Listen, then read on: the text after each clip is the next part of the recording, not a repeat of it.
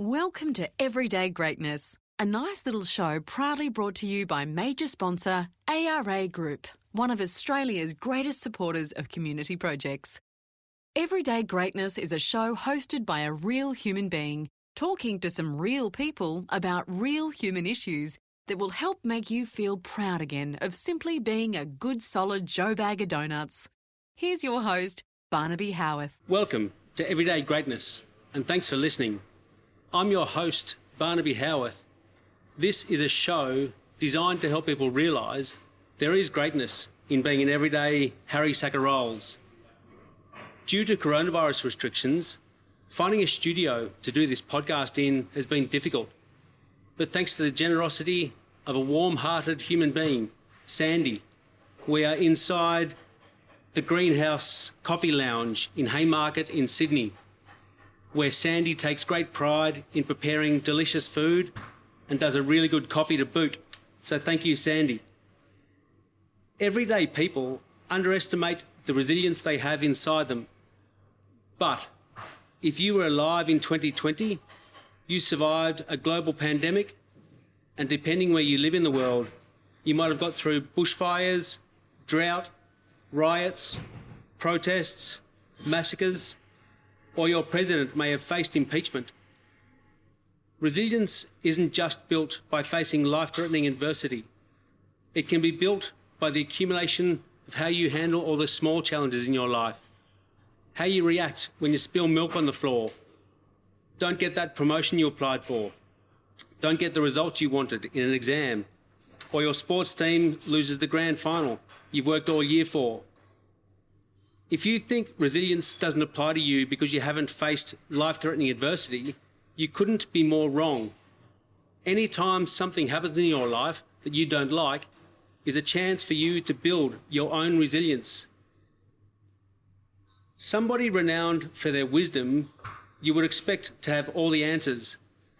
But my next guest, Kate PASCOE Squires, is extraordinarily wise, but she's proud not to have all the answers. Kate's health started to suffer in 2018 due to a frenetic corporate lifestyle.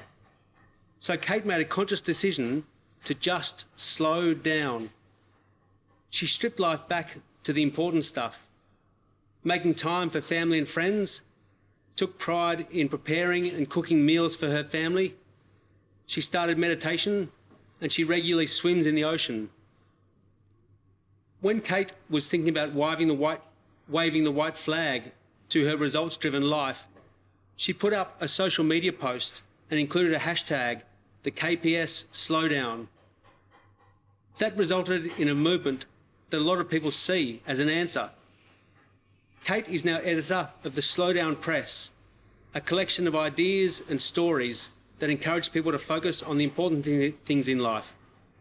One of Kate's catchcries is, if you can't find the light, be patient and it will come. When Kate was at a crossroads and had to decide whether to continue her high-flying corporate life that was bringing plenty of tangible success or slow down and look after her own health, she knew she needed to find resilience. She knew that nobody was going to come along and just give it to her. She had what she needed to survive inside her. She just needed to use it differently. Kate did exactly that and found her individual resilience. So to pass on some of her pearls of wisdom and tell us her story, I'd like to welcome to Everyday Greatness, Kate PASCOE Squires.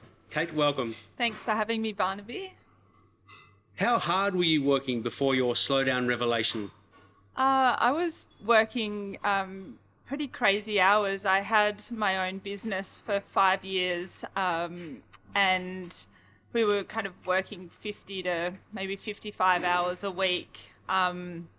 It was round the clock, really. And I just kind of drove myself into the ground after a long time working in PR and marketing. So I was coming off the back of many years kind of, working crazy hours. So when you were working your crazy hours and you were a corporate high flyer, was it enough just to be proud of how hard you tried, or did you need to see material success? I I definitely needed to see material success, but I think being an A-type personality, it was really just about pushing myself as hard as I could go, and I only saw a kind of upwards trajectory. I never really thought about just being okay with where I was. It was always more, more, more. And in that space, was it okay to show that you were vulnerable? No, I never showed any vulnerability, I don't think. It was just all systems go. You had your game face on, and there wasn't really, I didn't really understand vulnerability, and I didn't think that there was any room for it. So when did it occur to you that you might be working too hard? My health had always been touch and go. I've got stage 4 endometriosis and associated health issues relating to that. So I had been kind of struggling for a long time, and I'd be working, and then I'd have to take time off to go and have an operation, and then I'd kind of jump straight back into work, and I was on a real kind of I was just going to and fro between basically being in hospital, and then as soon as I got out of hospital, I'd go straight back into work. So after about, I don't know how many times, my body had just absolutely refused to improve itself, and I kind of realized that I needed to make that change, because I couldn't look after myself, really. I couldn't look after my kids. I wasn't really able to physically function. So that was a pretty big sign that I needed to make a change. Was there one thing in particular that made you say, hey, this isn't good enough, I've got to slow down? Oh, I think it was kind of looking down the barrel of a 10th operation, and I was, as I said, I was unable to really, I didn't have any confidence that I could look after my children, and that really scared me. And I think it was just a full kind of breakdown moment after constantly putting work ahead of everything. I remember the night, and I was just crying and just saying, I can't do this anymore. And my husband said to me, like, stuff it, just stop. You have to stop. So that night I emailed, it was after I'd closed my business, and I'd kind of jumped straight into business consulting, and I emailed about 6 of my clients and just said, I can't do this anymore. I wrote an Instagram post and took, quite a few months off any social media, and just really things grinded to a halt. And I was in a privileged position to be able to do that, because my husband could support me and look after me during that time. But at the same time, I don't really think it was a choice. I think there was just no way for me to physically or really mentally function unless I changed things around quite significantly. So is it okay now, given your slowdown revelation, is it okay now to show that you're vulnerable? Absolutely. I mean, I think, really our society has come around to the notion of vulnerability, and it is really open to people showing themselves. I think it's, it's definitely, people want to see the good, the bad and the ugly now, whereas I think a couple of years ago it really wasn't, no one would really like to share their feelings. Everyone wanted to kind of pretend that everything was okay all the time, particularly in the business world. And I feel like now there's a lot more opportunity to show both sides of the coin, which can really only be positive, because it does, it opens people's eyes to the reality of what life is really like.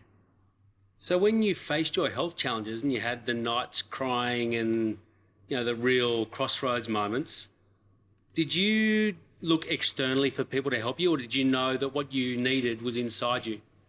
I definitely looked externally for people to help me. I think it took a couple of years really to find out that, at the end of the day, I really needed to pull pull it up from inside. But I think in those early days, particularly when I was very sick, I really needed help. I needed, I dealt with a lot of people, meditation teachers and mentors and friends and family and doctors and anyone really that I could get any information and, strength from. And through that process, I was then able to find, that actually what I needed, I already had. So you've had a life-changing epiphanical moment. Do people now come to you thinking you have all the answers? I think I've always been really honest that I don't have all the answers. So I think people come to me to talk through issues or share issues. I don't necessarily think that people come to me for solutions because I don't have them. And that's, I think maybe that's why my story has resonated with so many people, because it is an ongoing struggle. And, I kind of didn't wait.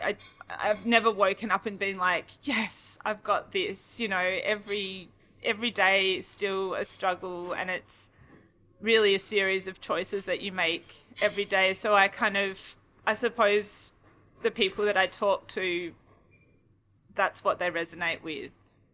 So given your change in perspective these days, where winning isn't the be-all and end-all, trying as hard as you can and being proud of yourself is more important, would you survive in today's corporate world with that sort of outlook?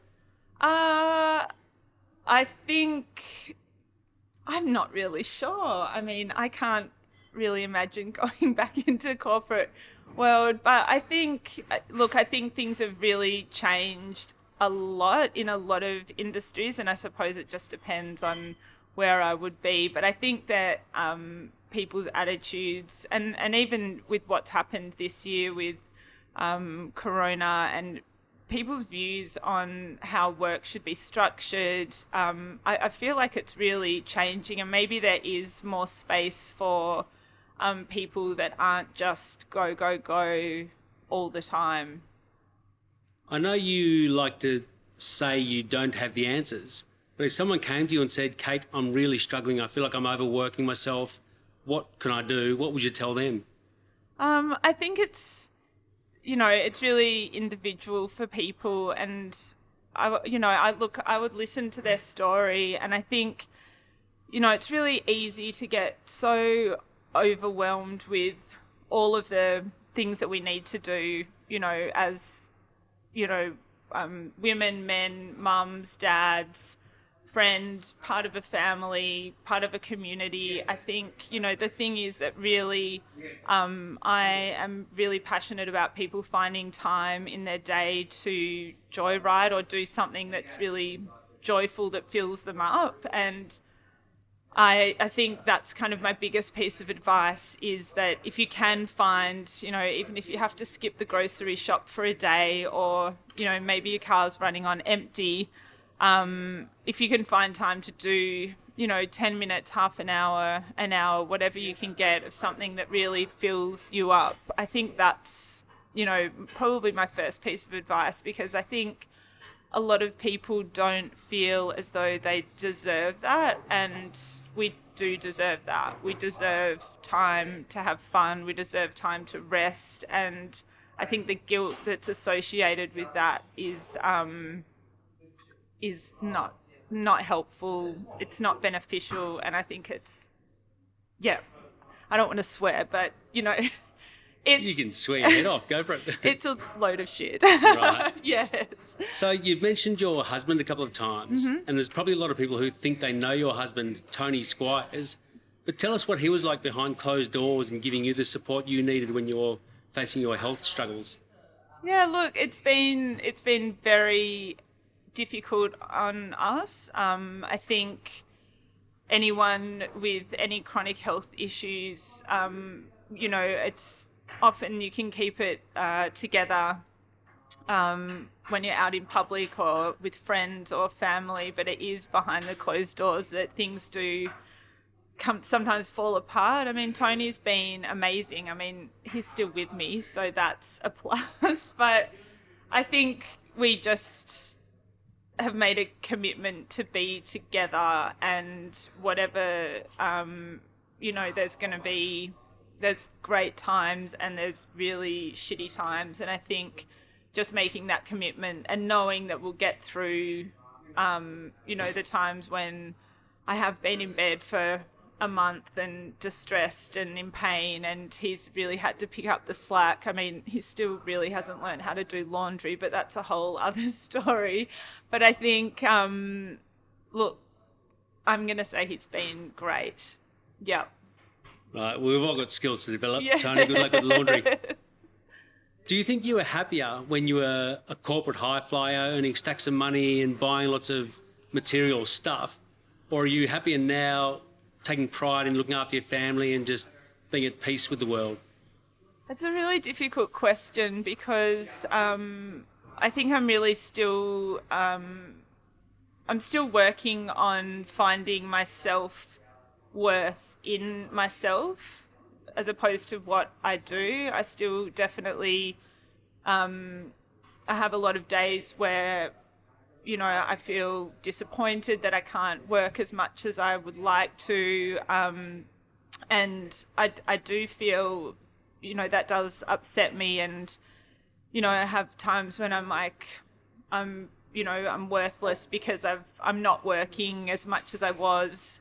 But on the flip side, I think me being able to take pride in actually being able to work on my health and being able to show my children that even though I have had all these issues, that I'm still kind of pushing through every day, that I'm getting up, that I'm taking care of myself and taking care of them and our family. I think that's incredibly rewarding. But it is I find really struggle with that.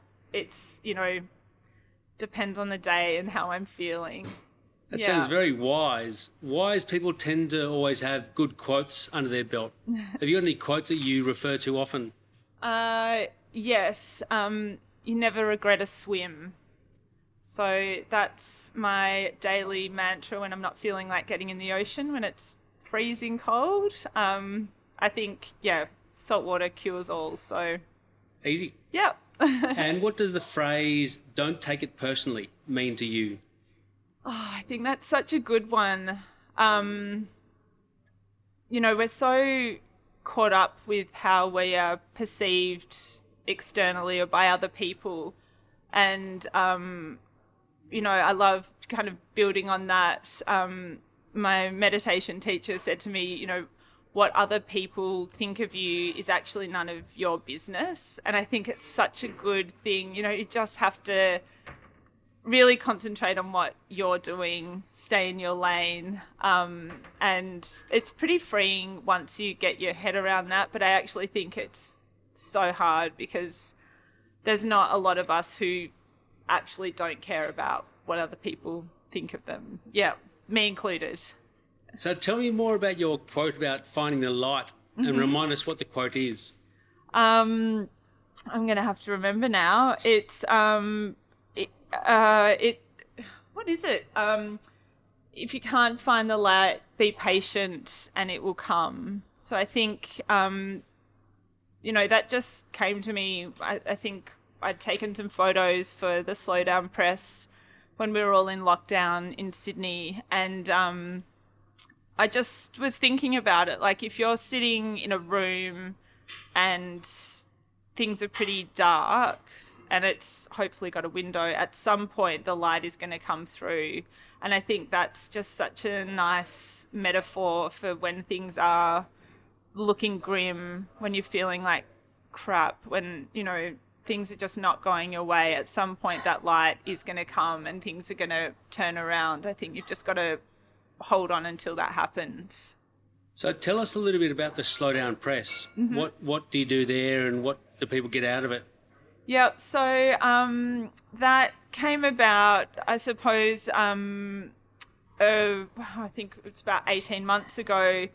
Just, I suppose, an interest in looking at other people's stories and basically how they keep their life together. I think with social media, it's so easy to look at everyone's stories and think, you know, they've got perfect family, their house is perfect, you know, they've got a great job, their husband's so nice and probably does laundry.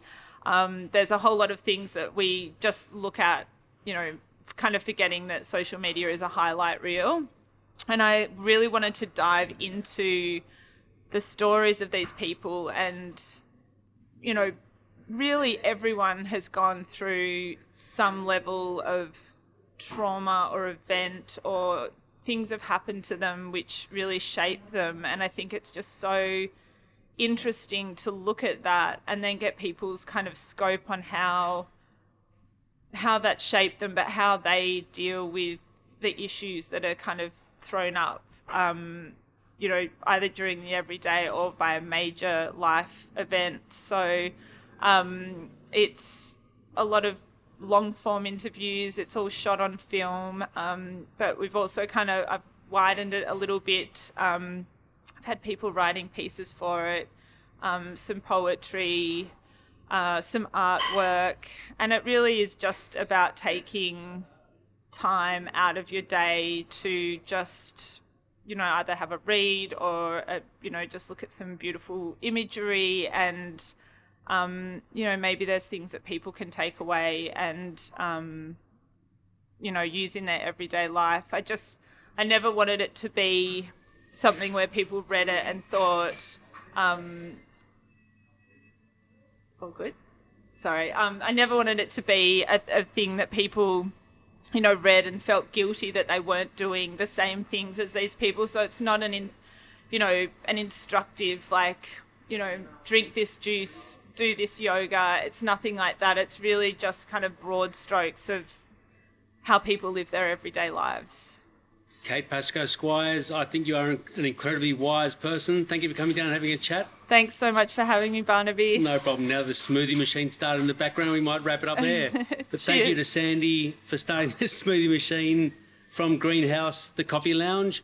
Thank you to Dion from Look Studio for donating his time to record this podcast.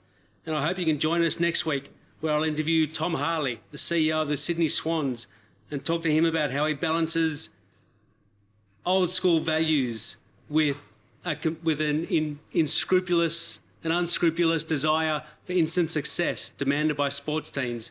Thank you for listening to Everyday Greatness. We hope you enjoyed this episode of Everyday Greatness, proudly brought to you by major sponsor ARA Group. If you'd like to stay up to date, check out our pages on Facebook and Instagram, or to listen to more episodes, go to everydaygreatness.com.au or wherever you get your podcasts.